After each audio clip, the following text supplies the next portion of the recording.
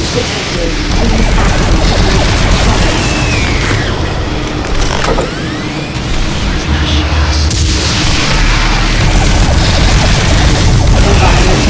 detected. Please activate emergency shutters.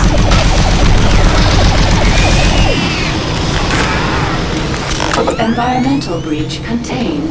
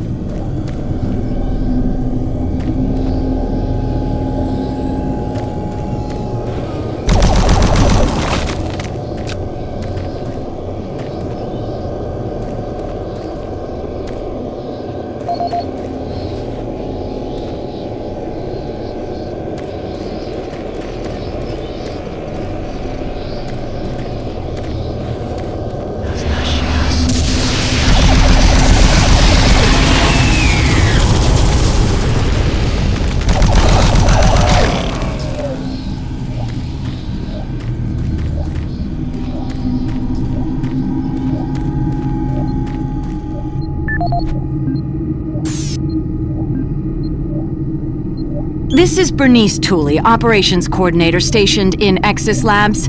I would like to file my third formal complaint to Central Authority about the problems with the work environment here in Exis. It has become increasingly difficult to be productive while construction is going on throughout the facility. The construction workers are rude, lack common courtesies, and are overtly sexist. They use our office space as an unauthorized shortcut and track dirt and debris as a result. In addition to their mess, they insist on drilling and hammering during our core staff hours.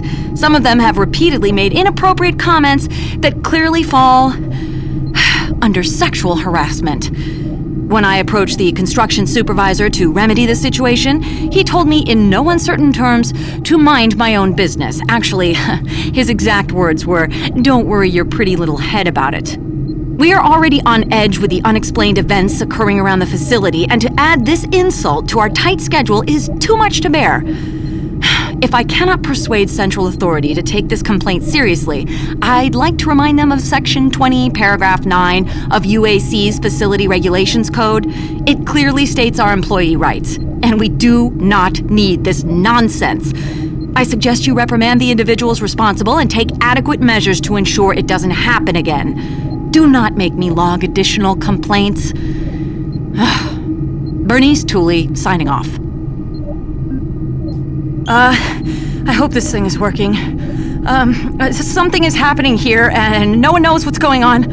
Oh man, the power is going crazy. We can't communicate with Central Administration, and I've heard something like screams. I don't know. It was so disturbing. Okay, my assistant left me, and I'm all alone here. Okay, I'm gonna try to get the network working, but the systems are acting just crazy. I don't know what to do. I think what was that? Oh my God. No!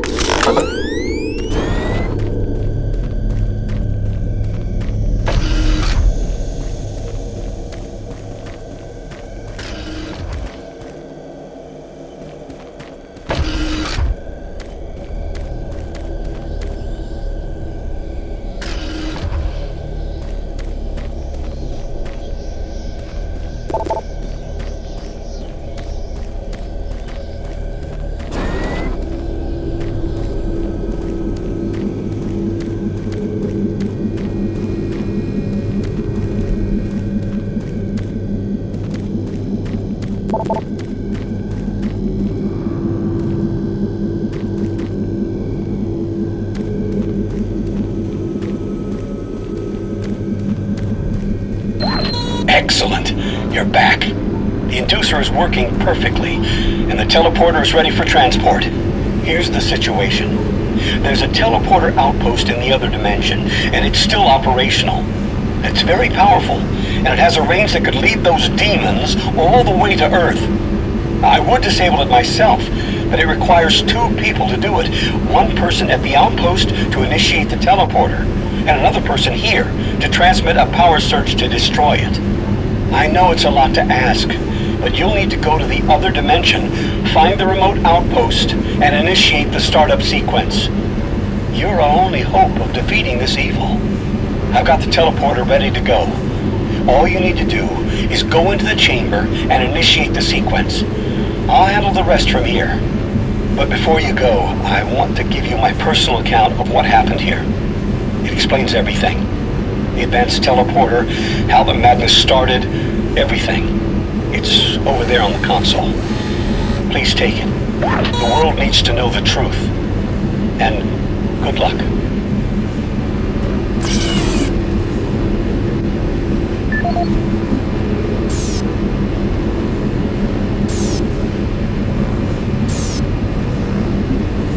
My name is Dr. Richard Myers, and I'm a research specialist stationed in Nexus Labs.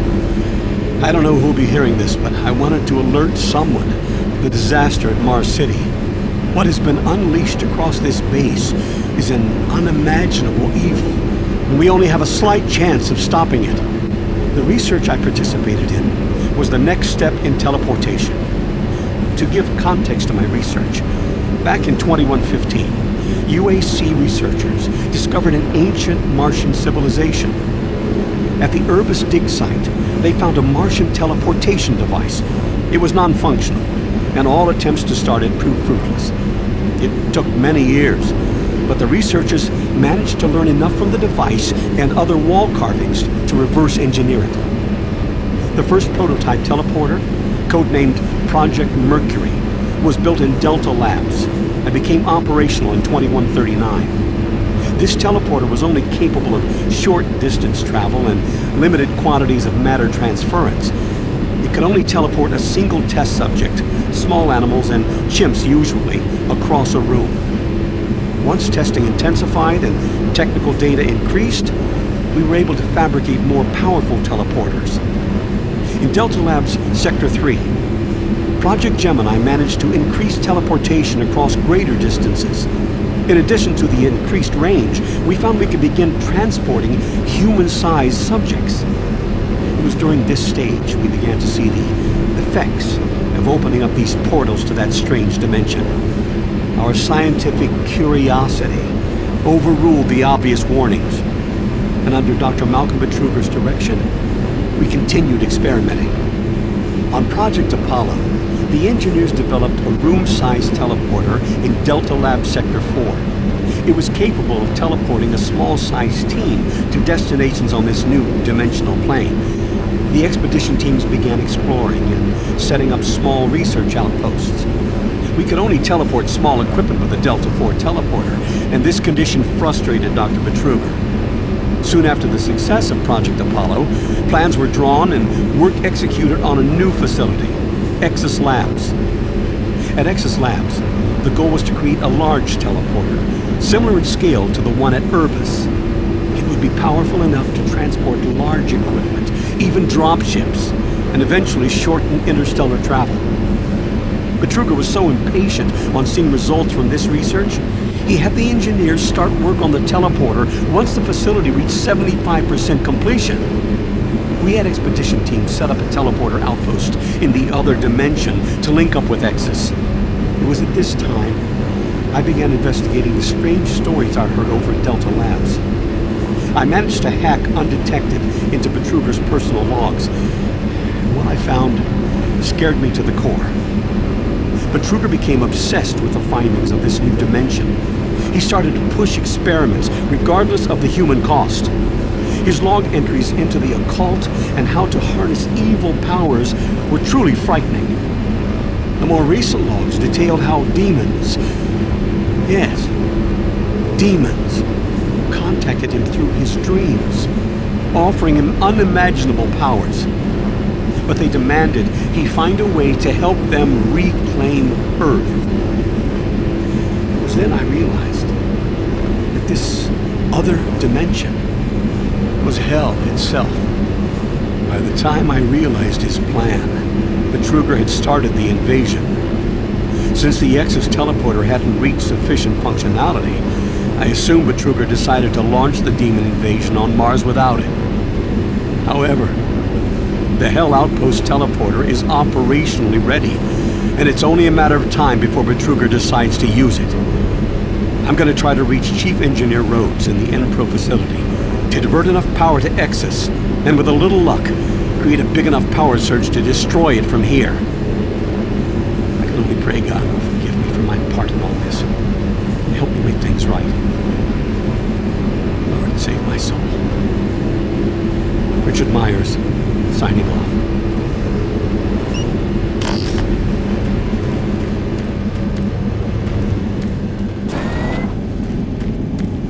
Decontamination process started. Decontamination complete. I have the teleporter sequence already configured. Just activate the main console. When you reach the outpost, I'll be able to communicate with you. Good luck.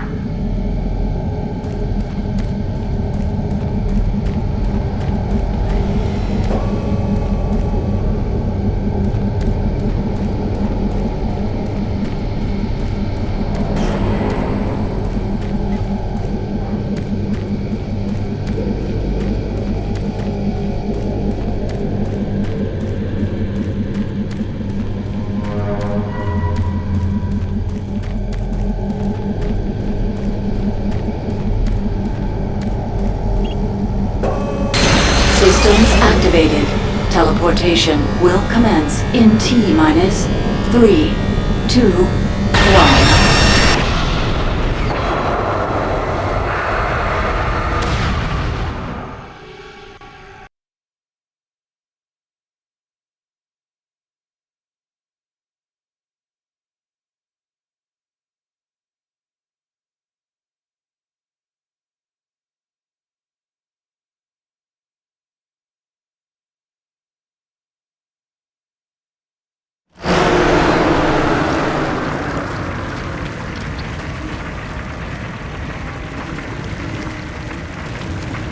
I'm detecting a faint signal from your location.